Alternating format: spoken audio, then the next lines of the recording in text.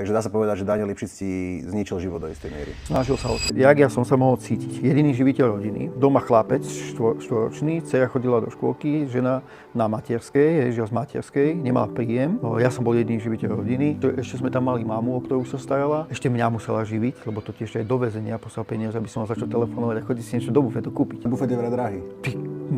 Tak jak teraz tu, krát 2. A ešte také má, že si rád, keď tam máš aj plesnivé jablko.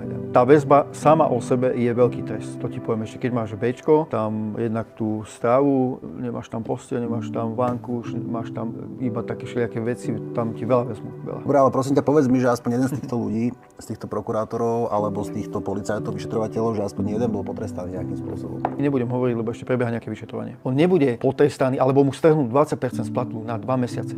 Čo to je za trest? Vieš, že není adekvátny trest tomu, čo ja. Ak by mal taký trest, Dano, vedel si, že ho držíš vo väzbe o 6 mesiacov, dobre, ideš. 6 mesiacov.